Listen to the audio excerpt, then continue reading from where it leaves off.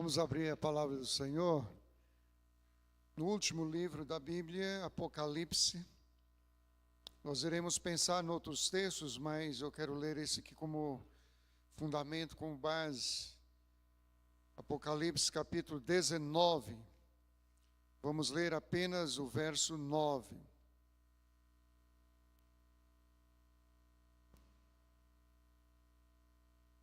E disse-me: escreve, bem-aventurados aqueles que são chamados à ceia das bodas do Cordeiro. E disse-me: essas são as verdadeiras palavras de Deus. Meus queridos, esse texto trata de algo que culmina com toda a história da nossa vida cristã, que é o encontro final, definitivo, do noivo com a noiva. Bem-aventurado, feliz são aqueles que são chamados a esse encontro, a ceia das bodas do Cordeiro. Feliz, bem-aventurado, bem-sucedido, vitorioso é aquele que irá fazer parte da noiva, que terá o encontro definitivo com o noivo.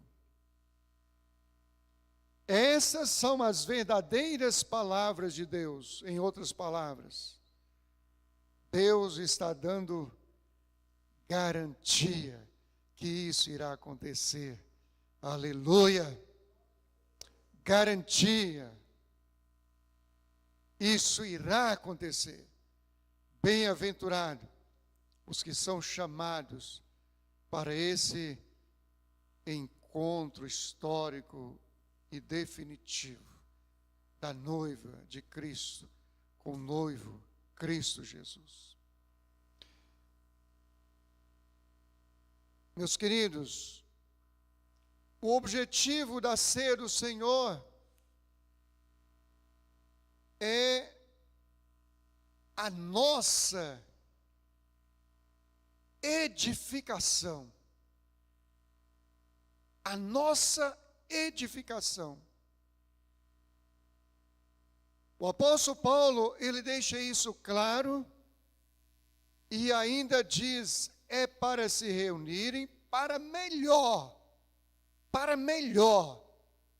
e não para pior. Ou seja, é para melhorar, não é para piorar. Porque há possibilidade de nos reunirmos e, ao invés de melhorar, piorar.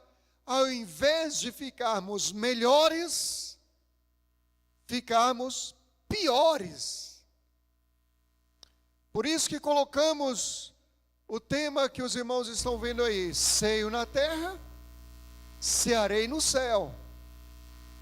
Mas eu coloquei uma interrogação entre aspas, para dizer o seguinte, que não é simplesmente o simples fato de eu participar da ceia aqui na terra, que irei participar da ceia lá no céu, desse encontro extraordinário, transformador e definitivo, conforme já dissemos. Mas veremos isso um pouco mais à frente. Primeira coisa, queridos, que gostaríamos de refletir com os irmãos, que inclusive ao longo do tempo a gente reflete para que isso fixe na nossa mente e no nosso coração, é que a ceia do Senhor não é essa coisinha simplória, essa coisinha que às vezes nós fazemos na nossa casa, o cafezinho da manhã, o cafezinho da tarde. Quem chega primeiro já vai se alimentando, vai indo embora. Não tem momento de comunhão, de confraternização. Não tem importância social, espiritual. Infelizmente é assim nas nossas casas. Infelizmente, porque não era para ser. Infelizmente é. Por causa das nossas correrias, as correrias de todo mundo, o relapso de todo mundo não valoriza esse tempo. Então, a ceia do Senhor não é isso. Essa coisa que a gente não atribui o valor devido, a importância devida. Nós deveríamos dar a ceia do Senhor a importância devida a ela. Não é esse lanchinho de qualquer maneira.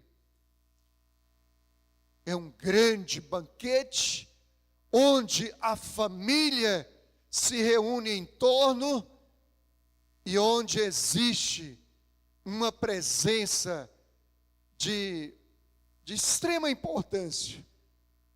Eu não diria uma presença convidada, mas uma presença que está automaticamente aí, na essência do evento, que é a presença de Jesus.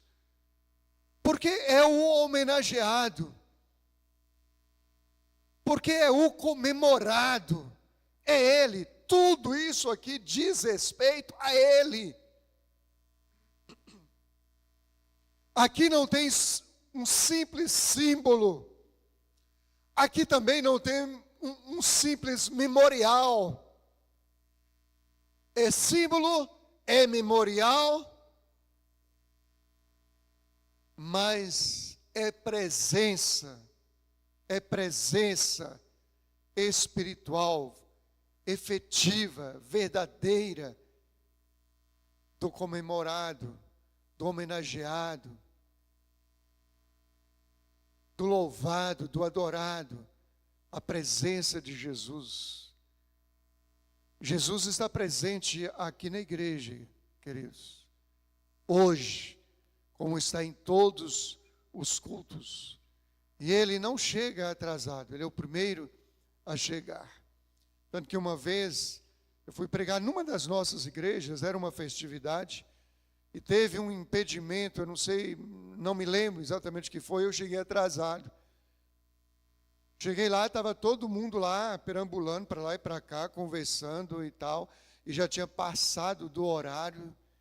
Meus irmãos, eu fiquei tão irado com aquilo, eu disse, olha, estava na minha igreja, então tinha toda a liberdade. Falei, olha, meus irmãos, deixa eu dizer uma coisa.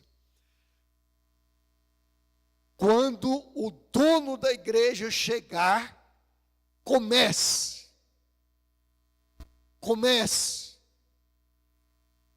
E se eu não pudesse vir, e se o impedimento tivesse sido definitivo, e eu não tivesse chegado, iria ficar todo mundo perambulando para lá e para cá? O dono da igreja, ele chega antes do horário. Ah, mas ele é onipresente, ele já está aqui, ali, acolá, o tempo inteiro. Mas é aquela presença efetiva, aquela presença eficaz, aquela presença especial para receber a nossa adoração. Ele está presente no culto. Só que eu estou me referindo a uma presença na ceia. Ele está presente na ceia. Ele está aqui na ceia. Por isso que eu disse, extrapola ao mero simbolismo. Extrapola a uma mera lembrança, um mero memorial. Ele está aqui presente.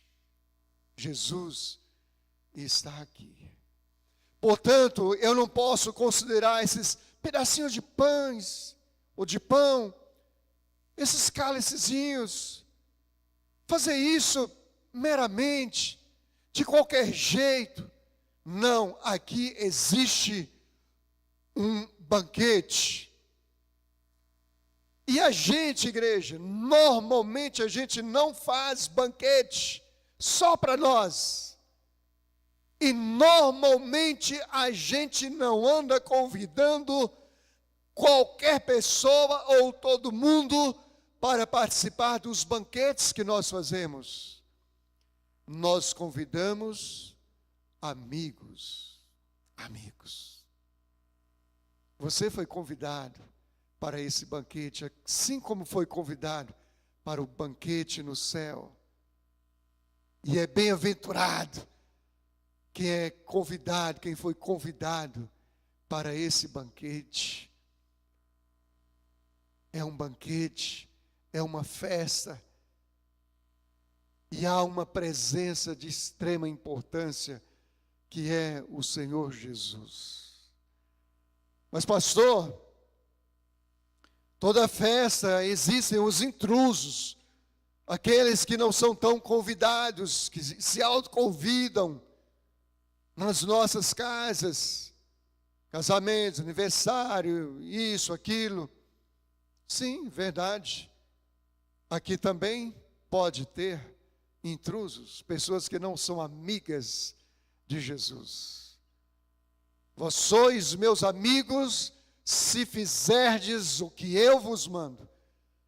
É possível que numa festa, num banquete de ceia do Senhor, com a presença do Senhor, do homenageado supremo, é possível que tenham entre nós, entre os amigos, inimigos, que se passam por amigos, que não fazem o que Jesus manda. Mas isso não é uma questão nossa, não é uma questão minha, sua, é questão das economias de Deus e pronto. E outra observação, queridos, é que a ceia do Senhor, ela não representa apenas tudo o que já dissemos, mas ela representa uma grande vitória. O salmista diz: preparas uma mesa perante mim, diante dos meus inimigos. Uma indicação de grande vitória depois de uma batalha. Um banquete comemorativo de uma grande vitória. E eu pergunto, há vitória maior do que a que Jesus conquistou na cruz, diante de tantos inimigos e do inimigo maior, Satanás, tendo nascido, tendo morrido e tendo sido ressurreto? Existe vitória maior do que essa? Não existe. Tanto não existe que Jesus não morreu duas vezes e nem nunca morrerá duas vezes. Por quê? Porque a vitória foi em caráter definitivo e eterno. E aquilo que é eterno não se repete. Ele entrou uma única vez no santuário, efetuando uma eterna redenção. Estamos comemorando uma grande vitória. A vitória de Jesus sobre as suas guerras espirituais sobre Satanás, mas tudo a nosso favor. Logo, a vitória também é sua, a vitória é minha, a vitória é nossa, em nome de Jesus. Aleluia. O glória a Deus está muito pequeno. Aleluia. Segundo lugar, igreja,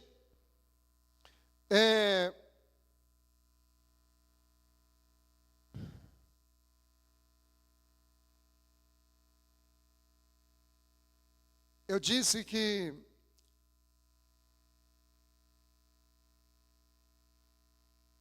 ceio aqui, cearei no céu. Ceio na terra, cearei no céu. É porque essa ceia, queridos, ela projeta a grande ceia no céu, onde não será o pastor Valmir que irá ministrar, não será qualquer pastor que irá ministrar, mas será o pastor supremo, Jesus. Valmir e qualquer pastor estará na plateia, participando igualzinho a todos os demais. E Jesus estará ministrando.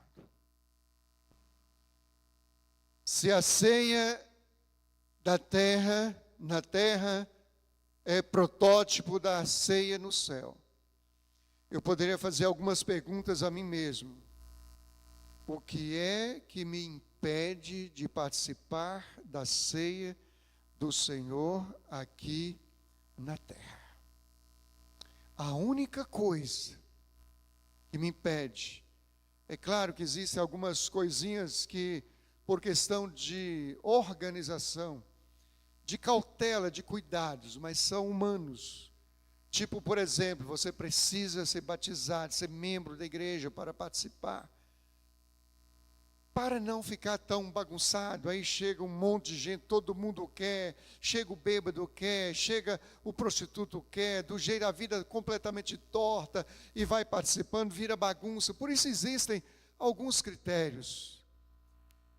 Mas, afora isso, queridos, a única coisa que me impediria de participar da ceia do Senhor chama-se pecado. E aí eu pergunto, se o meu pecado me impede de participar da ceia da terra, o que me garante que eu terei direito de participar da ceia na glória, no céu, presidida por Jesus? Uma vez que pecado não entra lá. A ceia do Senhor é para a nossa santificação. A ceia, o derramamento do sangue, a moedura da carne de Jesus, foi por causa do nosso pecado. Mas eu estou em pecado, e eu morro no pecado, porque não sei a que horas o Senhor pode me chamar. Como esse pecado irá me permitir participar da ceia no céu? Por isso disse na introdução: ceio na terra, cearei no céu. Interrogação: cearei sim no céu, desde que eu participe da ceia na terra dignamente, em santidade, em santificação, tendo confessado ao Senhor os meus pecados. Se em santidade eu participo da ceia do Senhor na terra, a grande probabilidade é que eu estou preparado para participar da ceia do Senhor lá na ministração de Jesus. Mas o contrário também pode ser uma verdade. Se não participo da ceia do Senhor aqui na terra por causa dos meus pecados, a grande probabilidade de eu não estar preparado para participar da grande ceia do Cordeiro no céu.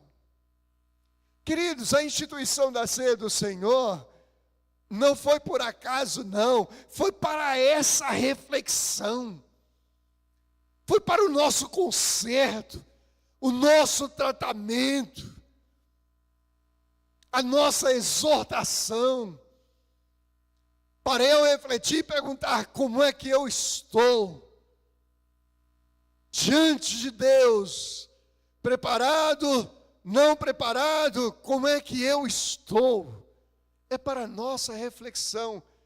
Por isso o texto de Paulo diz: examine-se, examine-se, olhe para dentro de si, examine-se a si mesmo, não é o outro, examine-se. Constatou alguma coisa que não está certa? Confesse e coma do pão e beba do cálice. Ou seja, coloque a vida em ordem e participe. A ceia do Senhor tem esse objetivo. E aí, queridos, nós, com essa reflexão, estamos nos ajustando da melhor forma possível, para que a qualquer momento em que o Senhor nos chamar, estejamos prontos, inclusos naqueles de Apocalipse, os bem-aventurados. Bem-aventurados. Vou ler de novo para que tenha mais sentido para nós. Quem está dizendo isso aqui é Jesus. E disse-me: escreve, bem-aventurados aqueles que são chamados para as ceias das bodas do Cordeiro. E disse-me: estas são as verdadeiras palavras de Deus. Aleluia. Vamos ficar em pé e vamos orar, igreja. Deus, nós oramos a Ti. Oramos a Ti, Senhor, porque é um tempo de reflexão, um tempo de meditação, um tempo de autoexame.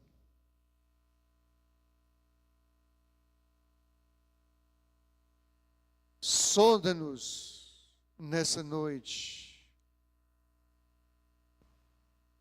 e veja se há em nós algum caminho mau e guia-nos pela vereda da justiça.